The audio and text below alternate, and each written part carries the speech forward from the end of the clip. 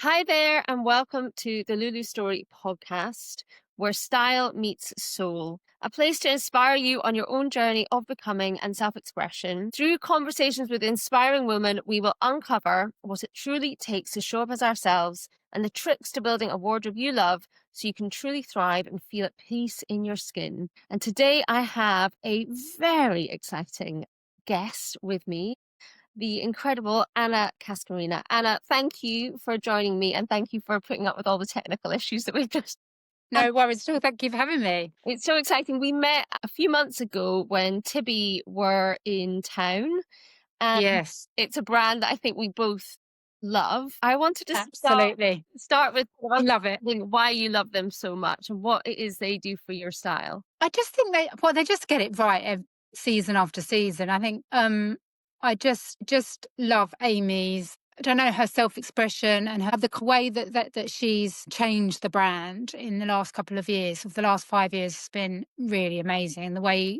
she's grown it by using social media, she's just really kind of tapped into what people want, what women love, and kind of stayed true to her. And I just think she's amazing. I just think the clothing just speaks for itself. It's not cheap, unfortunately, and you can't get it in the UK, which is a real pain in the ass. But it's just beautiful, really good, really beautiful fabrics, really lovely shapes and silhouettes, and yeah, it's just a bit of me. And what does it do for you in your style? What does it help you tap into or help you express and emote within yourself? I just think it's got that kind of element of interest, which she talks about a lot anyway, sort of having that kind of bit of personality that, I talk about that a lot as well. And I always have, how to sort of get your own style by using your own personality. And I think she taps into that really well, sort of using, the different kind of shapes but keeping the fabrics really simple. So it's like really cool and really timeless, but it's got those elements that kind of bring out a little bit of fun and personality as well, which is just so important because we can all end up looking the same otherwise. Yeah, and you wrote an amazing book last year called The Forever Wardrobe, which is a Yeah. guide in finding your style, transforming your clothes, and helping people save time and money. How was it to write a book? How did you find the process? Do you know what? I really, really loved it. I found it really easy to do. And I think I just loved. Well, I love writing and I love fashion, so it was that was kind of easy. Um, I had a really good editor as well, who kind of really guided me along the way and just before I started writing, we had like a really good run through and talk through about what needed to be included. So it was kind of gave me that kind of breakdown of writing it, but it was just so enjoyable. I loved it. It was a time in sort of my social media, where I was quite quiet anyway. So I had that time to write it and I just really enjoyed the process. It was really good. And I'm so proud of it. I bet you are. It's brilliant. It's such an achievement writing your own book and having Yeah. that it is amazing. Yeah. So I'm so proud of it. I bet you are. You come with so much experience. I mean, on your website it says 25 years, but I have a feeling it's probably more than that. More than that Um, now, yeah. and you've done everything from magazines to lecturing, and obviously you create such amazing, inspiring content, very informative, but also very aesthetically pleasing. So I know you've got so much information and tips. If someone listening to this is thinking, I'm feeling really lost, I don't know who I am anymore, what would your advice be on where they begin and how they start to find their sense of style? Well, firstly, I'd say get my book, Yes, good. I'm glad you're promoting. which is really cheeky, but I literally go through everything, like what you've just said. It is for people that are kind of that may be navigating different parts of their life, or they've had a baby, or they're going through menopause, whatever. It's sort of so. Just I think the most important thing is to kind of find your style first of all, which is kind of a process. And in my book, I have a whole chapter of that, like how to find what it is that you and then stick to it, because I think that's the problem with social media. There's so much noise. Everyone is a bit of everything, and it's like what am I and who am I, and we can get a bit lost. So I think to find your style and then kind of stick to it is like the most important thing. And when you do, you can cut out that noise, and you can kind of look at someone and say, well, you look amazing in that. That's not my style, that's not for me. But you know, rather than say, oh, I have to have this dress, I have to have this, I have to have that, and then have a wardrobe full of pieces that you just don't know what to do with. And knowing what your style is, and whether that's by going through the 3-word method, or something that I do, which is fashion manifesto, which is a bit more kind of in depth, Well, and just kind of that's manifesto. Tell us a bit yeah, I mean, about it. It's great. yeah, it's literally just a little bit. So if people have heard of the 3-word method, I don't know if you have, but if you haven't, it's kind of just 3 words in what describes your style. But I just feel that's a little bit limiting. So with the fashion manifesto, it literally is kind of building up on those 3 words, and building up to a few more, and having a whole manifesto of what your style is. So it's a little bit of a process, but it's easy once you get the hang of it, and when you go through it. I've got an Instagram post on it. It's in my book. It's all in my Substacks. But it's just kind of gives you those kind of little bit of prompt when you go shopping, to then know what to look for, so you can kind of like go into a shop, think, okay, this is kind of more my style rather than this, and it just makes it a little bit easier. Mm. And what for you has style always been something like if we met Anna at like 7 and then at 15 is was fashion and clothes always part of your life? Has it always made sense to you? No, no. I mean, it wasn't until probably maybe 15, 16 that I started to really get into fashion. And actually, it was vintage and Mhm. secondhand that I was really into. So I really loved going to sort of places like Camden and Portobello Road, and just buying sort of really weird stuff, and then going.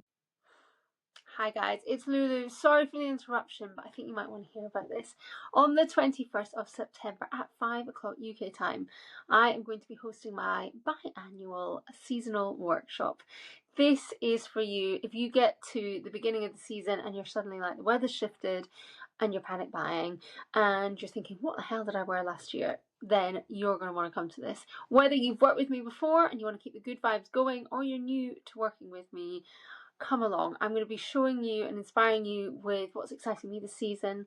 I'm going to be helping you go through your wardrobe with purpose and intention, and making sure that you are figuring out what holes there are in your wardrobe. You're getting clear on the plan you need for the season ahead, and being practical and prepared, oh, very mature, about what to get, and how to wear what you've already got in new and exciting ways. So if you're ready to do a bit of the inspiration but also make a bit of a plan, then join our community.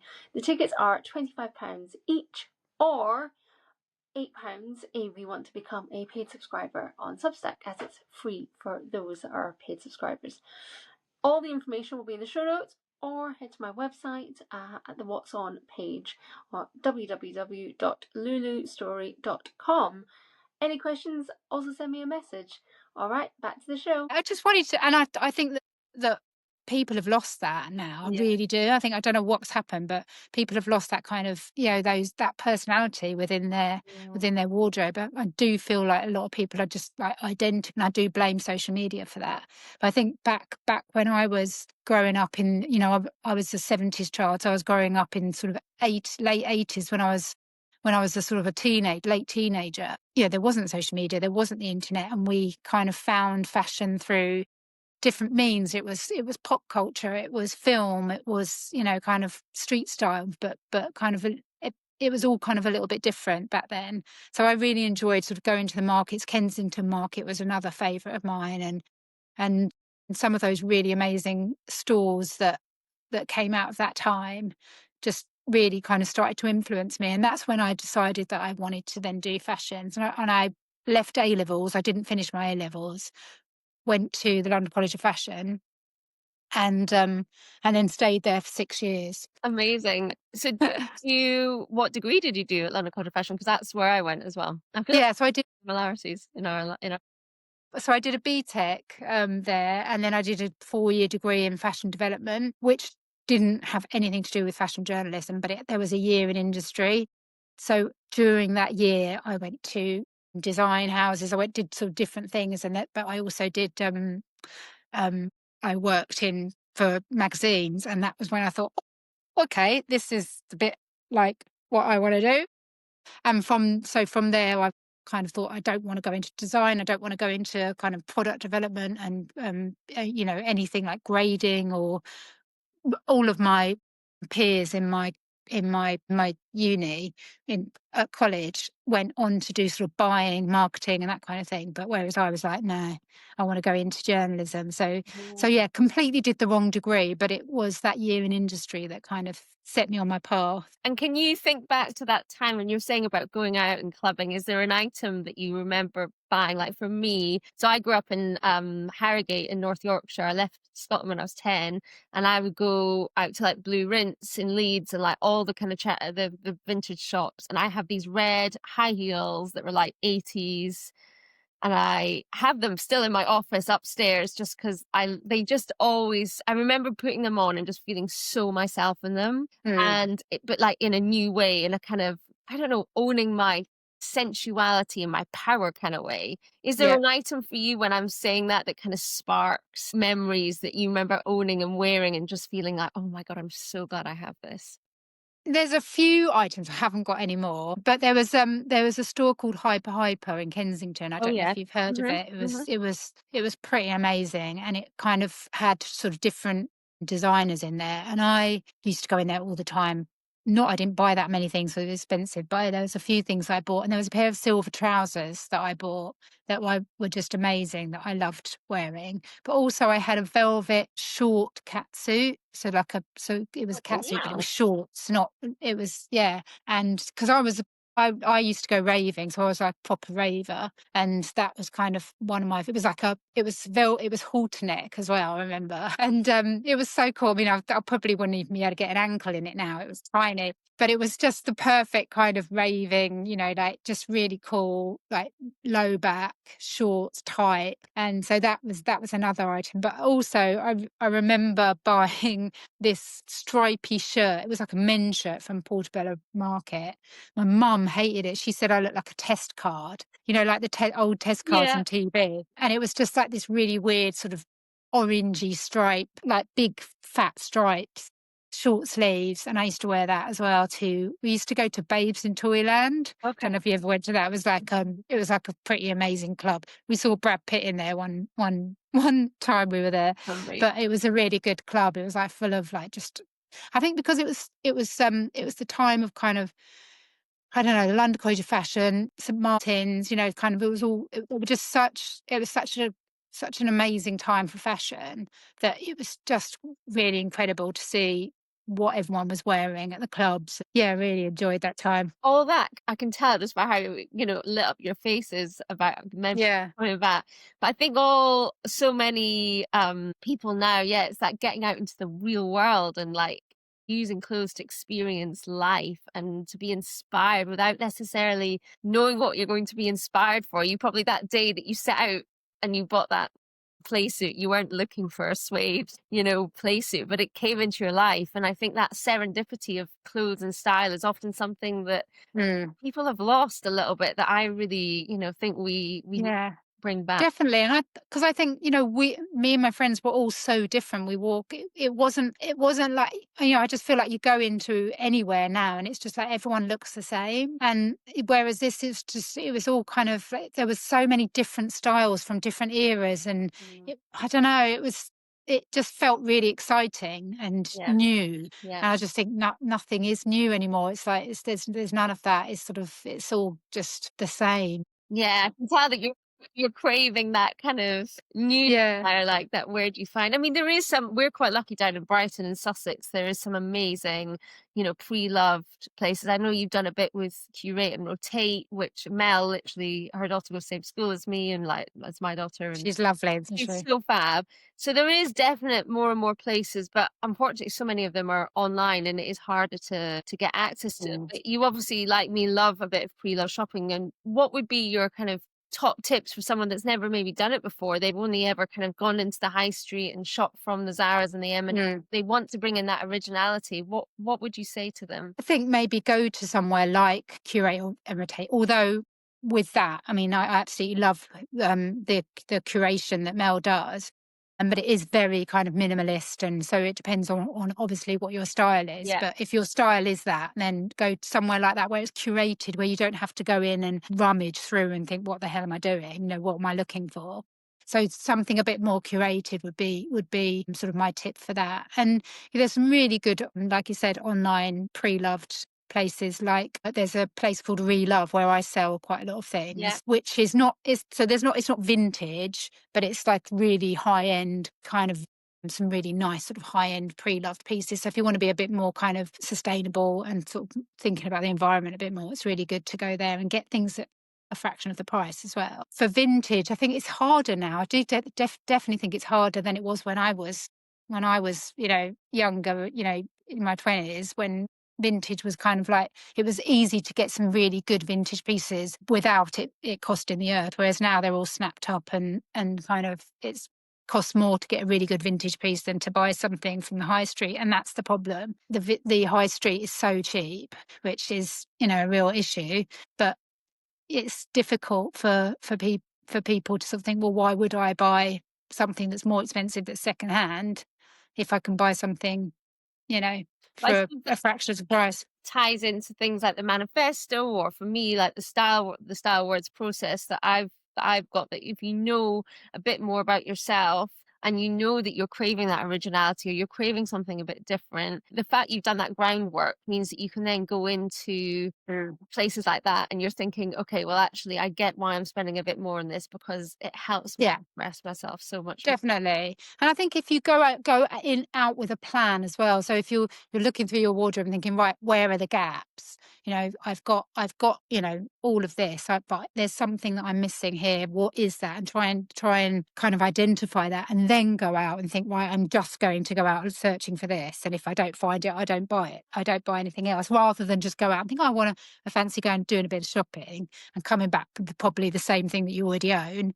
It's like, do I need that's different that will enhance what I already have? And that's kind of like where you need to get to. And that's, obviously where a stylist can help, or, various different styling books or whatever might be able to help you in getting to that. So I want to know then because when we met and we were doing that try on at Tibby, I tried on that the nylon skirt with the zips. Yeah. Ended up, Did you buy that? yeah, I bought the Yeah. ivory one. I did wait till it went in the sale, but I ended up, Fana, bless her, found me one in the New York. It was all sold out online, and she was like, I messaged her, I was like, I lost I've not got the skirt. And she said, oh, I found one in store, there's one left. So she sent it to me, and it's been amazing how it's really just brought a different energy to my wardrobe, but has fit Yeah. in really well into what I've got. Have you got anything that you've maybe bought in the last 6 months that you're kind of like, that has brought in a slightly, or evolved your energy, or brought in something that just, has given a new fresh twist to your wardrobe that you love? Well, possibly I'd probably say Tibby, which is like, I know we're boring ourselves, I but know. I had a pair of Tibby Sid jeans Yeah, in you look black, great in them. which Yeah. which I just have worn to death, but I really wanted them in blue. So that was one thing I bought when I saw you in London. And that they have just, I mean, it's just a pair of jeans, but the shape of them and the fit on me, well, on everyone that I see wearing them, they're just so good. I'd probably get a comment every time I wear them, Yeah. from either a stranger or somebody I know, that, oh my God, your jeans are amazing. Where are they from? And because they are so good. So I think that's probably been the best buy that I've done in the last few months. Yeah. Thinking about anything else, God, I can't think of anything Even else, probably. anything small, like, has there been any accessory? Like, I see your just little pop of red on your Yeah. wrist. I mean, I haven't taken this bracelet off actually since I got it, and it's just been it's just a really easy thing to wear. Yeah, I mean, jewelry is such a massive part of my my life, my fashion life. I've just got so much of it as well, which is, it's just that can really help. I mean, your earrings you're You obviously remember this. really, yeah, I know. So it's such a shame they went under, didn't No, they? I love that. Anything that's kind of got that abstract art feel Yeah. speaks to me. So I love the It, fact it was like a deflated balloon. Yeah, it's amazing, Yeah. isn't it? It was such a great designer. I can't remember the name of the designer. Was it Uh, the brand It was a dark. was Majuri, wasn't it? Or am I getting confused with Majuri's No, homes now? no, the brand was, oh gosh, I can't think, but the guy that did those, he's amazing. He's really he's so talented. I can't think of his name. Anyway, but I bought a really amazing tassel necklace from Casa Allion, Oh yeah. which is absolutely beautiful. And that kind of just that over the last few months I've worn that, and that has really kind of just elevated, even just jeans and a t-shirt just really elevates that, takes it to a new level. So that's been, yeah, so definitely And jewelry that is a huge tassel's part. probably brought in a little bit of that boho, that spirit of the play suit, but into the Exactly, because in my manifesto, I've got like 70s kind of style as well. Because that's really, I don't know whether it's just because I'm a child of the 70s, but I've always loved like tassel suede jackets yeah. and that kind of thing, and I have quite a few of them. So even though I would say I'm probably more of a minimalist and quite simple in my style, I do kind of love that kind of that style, especially in the summer. That kind of Mm. comes out a little bit more. But shoes, I think, are also really important as well. So my tabbies that got a couple of pairs of tabbies, which I just think aren't for everyone. It's like a love I hate love thing, them. but I love them. But yeah, they, again, you could just wear a pair of, a simple black suit, and just with those and some really cool earrings, it's it's just automatically sort of takes it up a notch. So which pairs have you got? Have you got like a black spazzolatic I've, leather kind of pair, and then I've got the tabby boots with the yeah. low heel, Hmm. and I've got the Mary Janes, Yeah. And are they both in black or both black. Yeah. I really do want, actually, I might sell the Mary Janes because I don't wear them as often as I think I would the little ballerinas with the strap. no? They're really cute. Yeah. Yeah. So I think I probably wear them more. So I might sell them and buy them instead. All the loafers. I love the loafers. Yes. They're just so beautiful. Yes. But yeah, they're not for everybody, but definitely I love They're them. not, but I do think it's what they're almost like a journey of self-confidence, a tabby. I feel like when you maybe start out on understanding your sense of style, you wouldn't necessarily get it. But I think the more you understand style and nuance and fashion and understanding friction and what it is that means for you, I think sometimes the tabby can really suddenly surprise people that it's a shoe that is Mm. very wearable and actually as you say, can keep everything else so simple, and from a distance it looks like you're doing just a loafer, but actually close up it's got that little Yeah. unexpected twist. Yeah, I love it. But I mean, they've, Maison Margiela have been doing the tabby for, gosh, so many years. Decade. And in the decades, yeah, and in the last few years, again, because of social media, they have become really popular again, which is great. But also that's, oh wow, you kind of didn't like them and now you do. And it's like,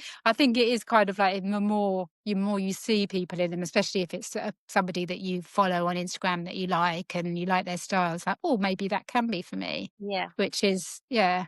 But again, I think it's really important that you stick to your style and don't just go there because you think you have to, or Yes. because you think it's a trend, because they're not cheap. Again, they're expensive footwear, and they're for life. A tabby is for life, not just for Christmas. Can we get a t-shirt with that printed, please? Yeah, he should do them. And have you found that how is you describe yourself as an ageism activist, and I love that you talk a lot about you're really striving for better representation. You don't want age also to define you.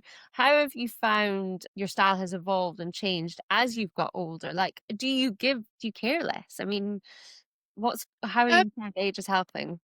I don't think I care less. I mean, it's just really important for me for people to understand that just because you turn 40, 50, 60, whatever it is, you don't have to suddenly stop loving fashion, or fashion is still for you. It's still, you're still allowed to go in that shop and buy whatever you want, whatever shop it is, Yeah. and without thinking, oh, don't know if this is for me. I don't feel comfortable going in there. And it's just it just winds me up so much. And that is the brand's fault. Especially, again, I don't want to blame everything on social media, but that doesn't help because we're not represented. And so it is really important for me to shout about it. And I know a lot of people say, why do you keep mentioning your age? And I'm like, because I want people to know that it's just a number, and that we can be any age because, and also new people following might not necessarily know how old I am or whatever, and that how important it is to talk about. And I'm actually my latest Substack that I'm writing at the moment is about and just like that, the Sex and the City sequel, because it's coming to an end, and how important that's been, because it has got a lot of stick. That's the new series. There was a bit cringe, whatever. But for me, as an older woman in that age bracket, it's been so important to see Carrie still walking around in her heels and still loving fashion, and still all the women looking incredible. And it's, in spite of their age, not because of it. It's like age doesn't come into it. And that's been so wonderful. So I'm doing a whole Substack on that at the moment. Oh, I can't wait to read. That sounds fascinating. I mean, yeah, Sex and City has kind of been with us as we've also matured, and like you say, so much of seeing them still love clothes in the way that they have always done is fantastic. Yeah, and I just think so that's what I've taken from it. A huge part of what I've taken from this latest series is, age is literally just a number. It's not, it doesn't define us. So yeah, I am very big on that. I can't remember your original question. Well, Sorry, I went that's off great. piece. It's perfect. My next question was, what changes would you like to see in the industry? I mean, you're obviously very up close and personal with it. Mm.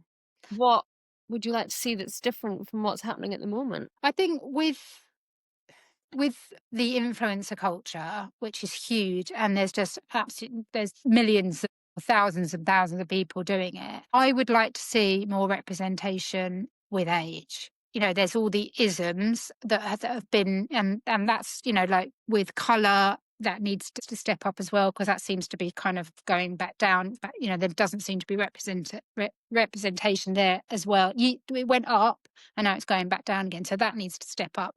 But with age as well, I just don't think there is any representation, hardly any. It's like occasionally we get. Well, I mean, so I was invited on a press trip recently, and I was so pleased because there was only about 6 or 7 of us, and I was one of them. And I was like, and they were all young, much younger than me, apart from obviously me. And I was like, and it was quite a young brand, and I was like, this is what needs to happen. There needs to be representation so that all women can feel like they're seeing themselves there, because at the moment we're just not. We go, and there's brands that we have, even Marks and Spencer's, brands that are for any age, probably more the over 30s, working with women that are just so young. And it's just like, well, that's fine, but I just want it to be across the board. So there's just representation of all women, regardless of their size, of their colour, of their age. And that's what I kind of fight for. Well, I think you do an amazing job of it, and I think you really do inspire us on your channel to kind of be ourselves. But I always get a sense of you being very relaxed within your skin, being yourself. And I think that the more that we can see that, and not, I mean, for me, it doesn't, people that are trussed up and looking all perfect doesn't relate to me. I love seeing people like yourself who just, who look crap. and like cool, like direction. You give us direction, you give us fashion forward, you give us, but not in a, it's always got a sense of chill that kind of underpins it, and you're comfortable in your skin. So Oh yeah, definitely got to be comfortable. I mean, I own a good few pair of heels because I love them, but I can't wear them, and I just hardly ever wear them outside of the house, because unless I'm getting in a taxi and getting out of the taxi and sitting down and then getting back in a taxi home again, I just can't. Comfort is key to me, so it's like trainers, flats, sandals. And yeah, like Amy says, like a little bit of chill, and chill, modern, and just a little bit of personality thrown in. That is definitely most important to me. yeah, so important. Final question for you here, and thank you so much for your time today. I want us to have honest conversations about our style and what's been going on. And I just spent yesterday, we rented out our place for Airbnb for Pride, and so I had to put all my wardrobe up in the loft and away.